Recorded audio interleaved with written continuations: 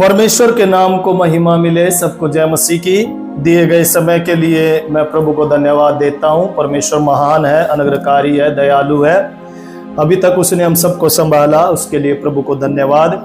आपकी प्रार्थना और प्रेम के लिए भी मैं परमेश्वर को धन्यवाद देता हूं।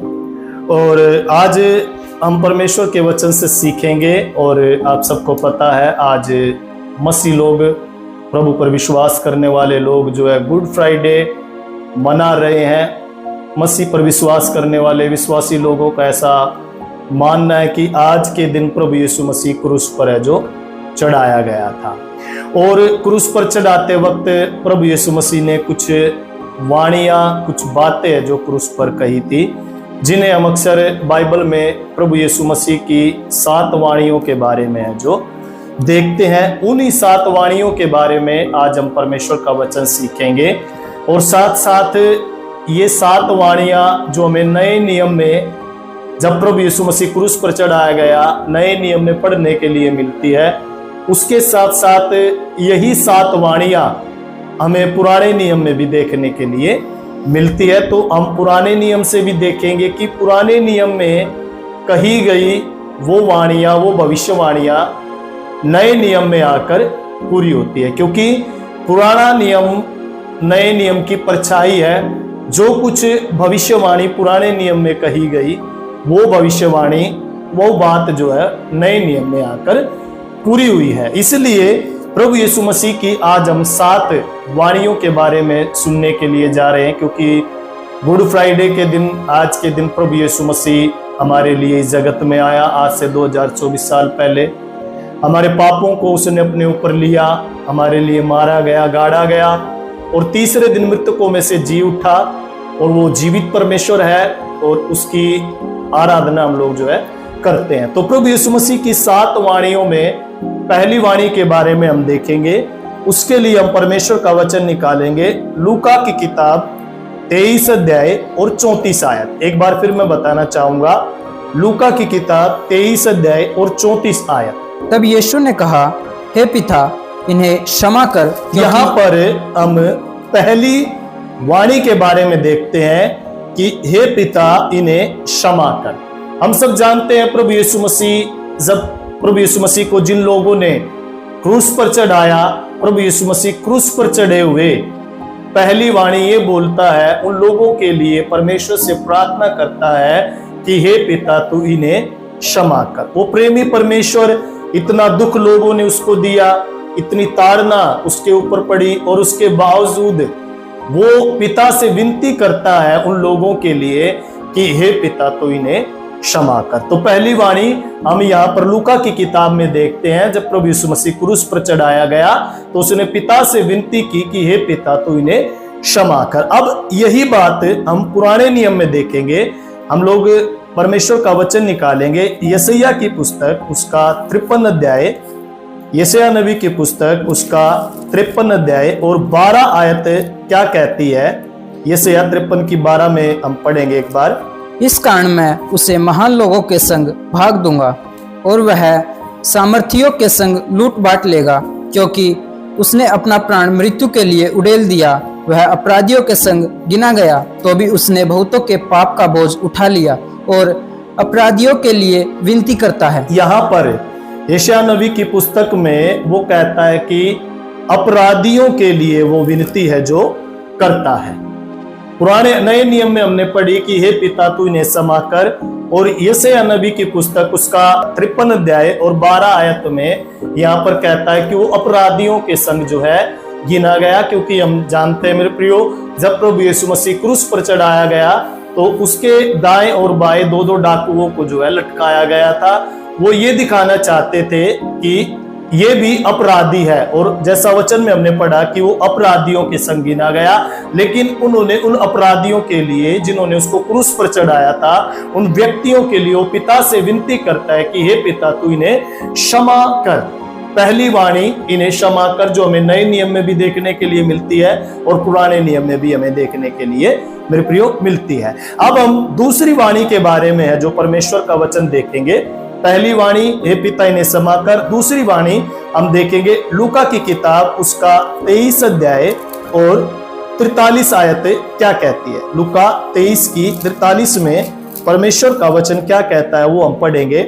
उसने उससे कहा, मैं तुझसे सच कहता हूँ कि आज ही तू मेरे साथ स्वर्गलोक में होगा। यहाँ पर एक डाकू के विषय में हम पढ़ते हैं जिसने अपने हृदय को फिराया। जब प्रभु यीशु मसीह के साथ वो क्रूस पर चढ़ाया गया था, उसने अपने हृदय को फिराया, अपने मन को फिराया और उसने प्रभु से प्रार्थना की कि परमेश्वर जब तू अपने राज्य में आए तो मेरी शुद्धि जरूर है जो लेना। उसके विषय में यहाँ पर मेरे प्रियो प्रभु दूसरी वाणी कहता है कि तू आज ही मेरे साथ स्वर्गलोक में होगा।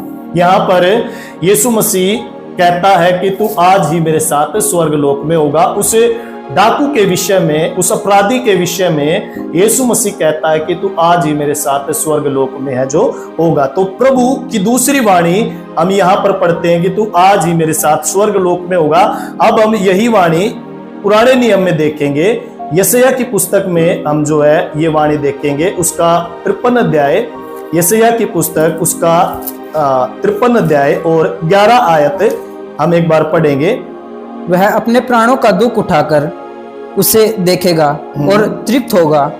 अपने ज्ञान के द्वारा मेरा धर्मी दास बहुतेरों को धर्मी ठहराएगा। हाँ। और उनके अधर्म के कामों का बोझ आप उठा लेगा। यहाँ पर परमेश्वर का वचन कहता है कि मेरा धर्मी दास बहुतोरों को धर्मी ठहराएगा और उनके अधर्म के कामों का बोझ वो आप उठा लेगा। यहाँ पर जब हमने नए नियम में पढ़ा कि आज ही तू मेरे साथ स्वर्ग लोक में होगा, तो प्रभु यीशु मसीह ने उस डाकू का बोझ भी अपने ऊपर उठाया और उसने उस डाकू को धर्मी ठहराया, क्योंकि धर्मी व्यक्ति है मेरे प्रियो जो स्वर्ग लोक में जा सकता है। इसलिए यहाँ पर प्रभु यीशु मसीह की कही गई वाणी नए नियम में पूरी होती है कि तू आज ही मेरे साथ स्वर्ग लोक में होगा। और लिखा हुआ है कि जैसा कि हमने 11 आयत में पढ़ा, और उनके अधर्म के कामों का बोझ वो आप उठा लेगा। मेरे प्रियो, हम लोग भी पाप में पड़े हुए थे, हम भी बोझ में दबे हुए थे। प्रभु यीशु मसीह ने हमारे बोझ को जो अपने ऊपर लिया, हमारे लिए वो मारा गया, गाड़ा गया, ताड़ना उसके ऊपर है जो पड़ी है। उस डाकू ने भी जब मन फिराया तो उसने उसके अपराधों को अपने ऊपर लिया और उसको धर्मी है जो ठहराया। तो दूसरी वाणी प्रभु यीशु मसीह की हम ये पढ़ते हैं कि तू आज ही मेरे साथ स्वर्ग लोक में होगा। अब हम तीसरी वाणी पढ़ेंगे कि तीसरी वाणी प्रभु यीशु मसीह ने क्रूस पर चढ़ते समय क्या कही, उसके लिए हम निकालेंगे यूहन्ना की किताब और उसका 19 अध्याय, यूहन्ना रचित सुसमाचार उसका 19 अध्याय 26 और 27 आयत हम पढ़ेंगे। यूहन्ना 19 की 26 और 27। जब यीशु ने अपनी माता और उस चेले को जिससे वह प्रेम रखता था पास खड़े देखा तो अपनी माता से कहा, हे नारी देख, यह तेरा पुत्र है। अब अगली भविष्यवाणी जो वाणी प्रभु ने यहाँ पर कही, जो बात प्रभु यीशु मसीह ने क्रूस पर चढ़ते हुए तीसरी जो बात कही वो ये कही कि हे नारी देख, यह तेरा पुत्र है। जब प्रभु यीशु मसीह के पास उसकी माता मरियम और कुछ चेले आए तो यीशु मसीह ने अपनी माता से कहा कि हे नारी देख, ये तेरा पुत्र है। और 27 में भी लिखा हुआ है, तब उसने चेले से कहा, यह तेरी माता है। और उसी समय से वह चेला उसे अपने घर ले गया। चेले से भी कहा कि यह तेरी माता है और वो चेला उसे अपने घर पर ले गया। मतलब तीसरी वाणी हम यहाँ पर पढ़ते हैं प्रभु यीशु मसीह की क्रूस पर चढ़ते समय कि हे नारी देख, यह तेरा पुत्र है। अब ये पुराने नियम में भी हम देखेंगे।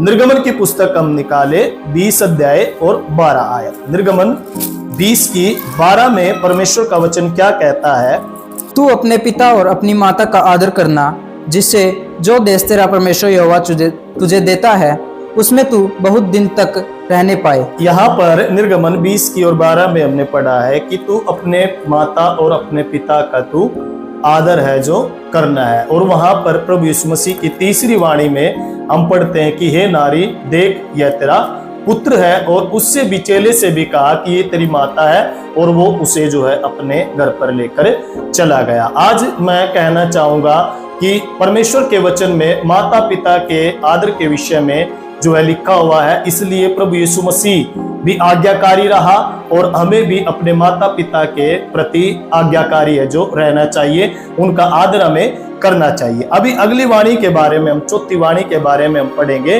प्रभु यीशु मसीह ने क्रूस पर चढ़ते समय जो अगली वाणी कही, जो चौथी वाणी कही, वो हमें देखने के लिए मिलती है मत्ती की किताब उसकी 27 अध्याय और 46 आयत। मत्ती 27 की 46 में परमेश्वर का वचन कहता है, तीसरे पहर के निकट यीशु ने बड़े शब्द से पुकार कर कहा, एली एली लमा शबनमी, अर्थात हे मेरे परमेश्वर तूने मुझे क्यों छोड़ दिया। हाँ, यहाँ पर हम अगली वाणी के बारे में है जो पढ़ते हैं, जो मत्ती की किताब हमें 27 की और 27 की 46 में देखने के लिए मिलती है कि एली एली लमा सबक्तनी, अर्थात हे मेरे परमेश्वर तूने मुझे क्यों छोड़ दिया।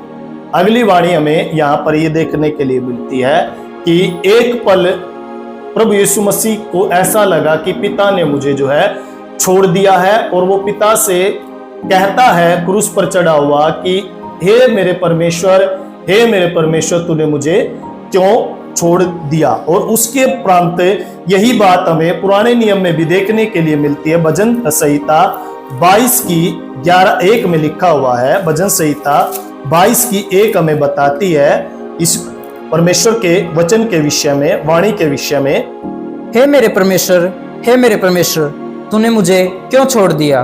तू मेरी पुकार से और मेरी सहायता करने से क्यों दूर रहता है।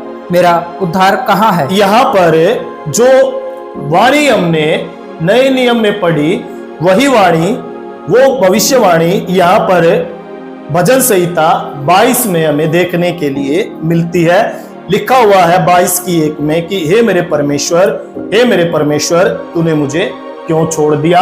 और वही बात यीशु मसीह वहां पर क्रूस पर चढ़े हुए कहता है कि हे मेरे परमेश्वर एली एली लमा सबक्तनी, अर्थात हे मेरे परमेश्वर तूने मुझे क्यों छोड़ दिया। अब अगली वाणी के बारे में हम देखने के लिए जा रहे हैं, क्योंकि आज हम प्रभु यीशु मसीह की 7 वाणियों के बारे में है जो हम देखेंगे। और उसके उपरांत अगली भविष्यवाणी हमें क्या कहती है क्रूस पर जो प्रभु यीशु मसीह ने कही। यूहन्ना की किताब उसका 19 अध्याय और 28 आयत हम पढ़ेंगे। यूहन्ना 19 की 28 में परमेश्वर का वचन क्या कहता है।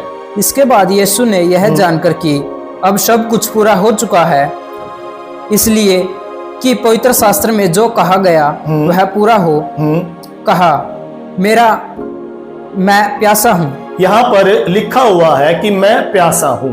जब प्रभु यीशु मसीह क्रूस पर चढ़ाया गया तो उसे प्यास लगी और वो कहता है कि मैं प्यासा हूं। जबकि प्रभु यीशु मसीह जब इस दुनिया में था, 3.5 साल तक उसने सेवा की, तो वो परव के मुख्य अंतिम दिन जैसा हम यूहन्ना की किताब में भी पढ़ते हैं, उसने कहा यदि कोई प्यासा है तो वो मेरे पास आए और मुझसे पिए। और यहाँ पर प्रभु यीशु मसीह क्रूस पर चढ़े हुए कहता है कि मैं प्यासा हूं। अब हम ये सोच सकते हैं कि क्यों प्रभु यीशु मसीह वहां पर कह रहा था कि यदि कोई प्यासा है तो वो मेरे पास आए, और यहाँ पर कह रहा है कि मैं प्यासा हूं। जब प्रभु यीशु मसीह को प्यास लगी तो उसने पीने के लिए जो पानी मांगा और कहा कि मैं प्यासा हूं। मेरे प्रियो, जो प्यासा है, जिसकी जो आवश्यकताएं हैं, जरूरतें हैं, उस जरूरत को प्रभु यीशु मसीह पूरा करना चाहता था। और मत्ती की किताब में भी हम पढ़ते हैं, उसने कहा कि हे बोझ से थके दबे हुए लोगों, मेरे पास आओ, मैं तुम्हें विश्राम दूंगा।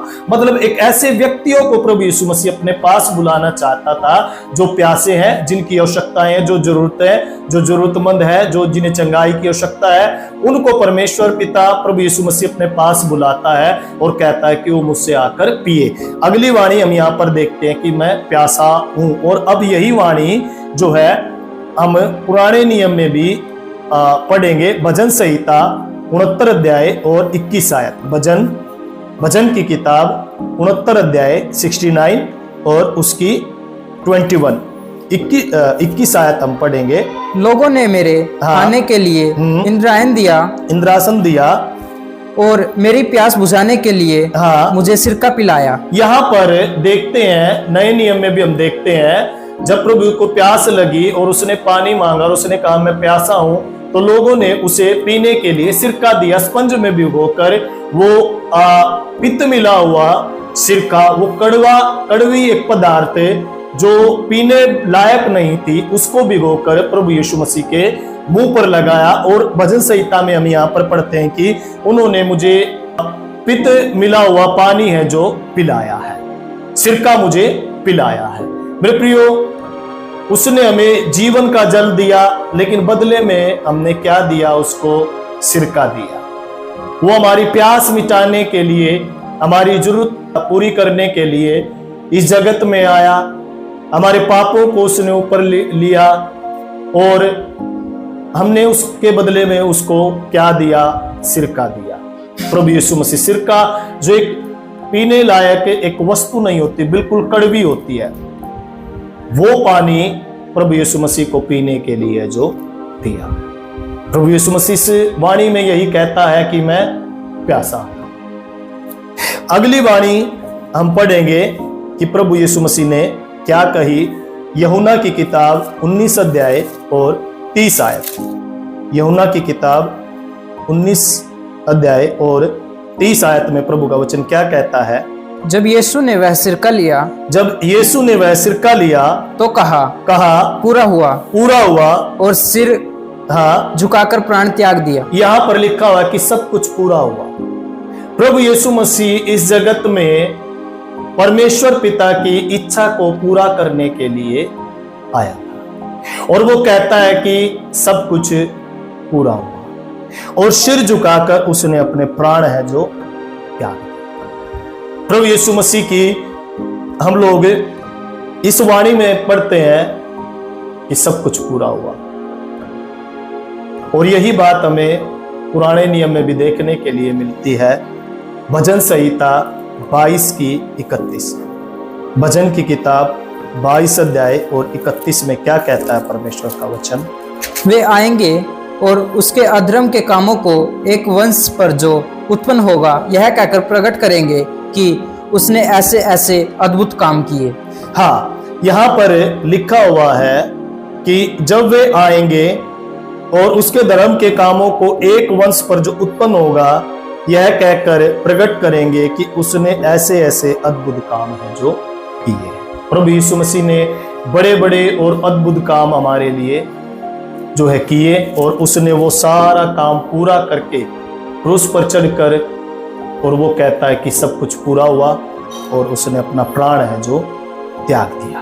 अब अंतिम हम वाणी जो 7वीं वाणी है, क्योंकि आज हम 7 वाणियों के बारे में देख रहे हैं, 7वीं वाणी के बारे में भी हम देखेंगे। लूका की किताब 23 अध्याय और 46 आयत। लूका 23 की 46 में परमेश्वर का वचन क्या कहता है?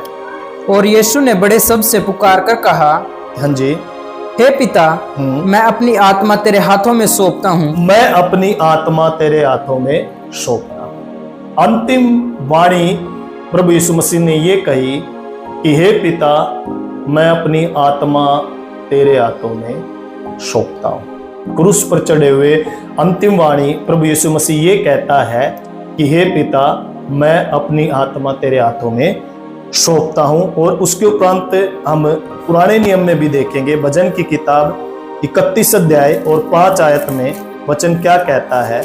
31 की 5, मैं अपनी आत्मा को तेरे ही हाथ में सौंप देता हूँ। यहाँ पर भी भजनकार लिखता है, वो भविष्यवाणी को लिखता है कि मैं अपनी आत्मा तेरे ही हाथ में सौंप देता हूँ। और वहां पर हमने प्रभु यीशु मसीह की 7वीं और अंतिम भविष्यवाणी को जो है पढ़ा, मैं अपनी आत्मा तेरे हाथों में सौंप देता हूँ। और उसके बाद उसने प्राण त्याग दिए। मेरे प्रियो, वो परमेश्वर का पुत्र प्रभु यीशु मसीह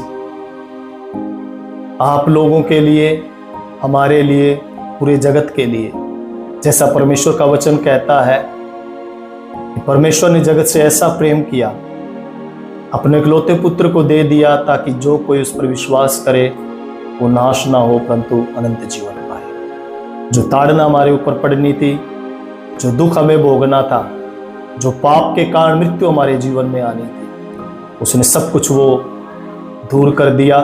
और जो विधियों का लेखा था उसको बदलकर क्रूस पर शैतान का खुल्लम खुल्ला तमाशा बनाकर उसने उस विधियों के लेखे को भी हमारे जीवन से जो है दूर कर दिया, और अपनी संतान होने का अधिकार प्रभु यीशु मसीह ने हमें दिया है। इसलिए उसने बहुत बड़ी कीमत है जो चुकाई है अपने प्राणों को देकर। इसलिए हमें परमेश्वर का धन्यवाद करना है, क्योंकि प्रभु यीशु मसीह हमारे लिए इस जगत में आया, हमारे लिए जो वो मारा गया। हम बंधन में थे, हम कैद थे, प्रभु यीशु मसीह ने हमें आज़ाद किया, प्रभु यीशु मसीह ने हमें छुड़ाया है। इसलिए हमें उसकी मृत्यु को याद रखना है और उसको धन्यवाद देना है। आज इस गुड फ्राइडे के अवसर पर, गुड फ्राइडे के दिन मैं आप लोगों को यही कहना चाहूँगा, नित्य परमेश्वर की आराधना करें, उसके नाम को धन्यवाद करें, उसकी मृत्यु को हमेशा याद रखें, क्योंकि उसने हमारे लिए एक बड़ी पीड़ा को सहा, भयानक मृत्यु उसके जीवन में है जो आई है। इसलिए हमें उसकी मृत्यु को याद रखना है और हमें नित्य परमेश्वर को धन्यवाद करना है। और सुनने वाले इस संदेश को जितने भी लोग सुन रहे हैं, उन सभी के लिए इस समय मैं प्रार्थना करना चाहूँगा। स्वर्गीय पिता, मैं धन्यवाद देना चाहता हूँ। आज गुड फ्राइडे प्रभु, तेरे क्रूसीकरण का दिन प्रभु, तो क्रूस पर चढ़ाया गया प्रभु।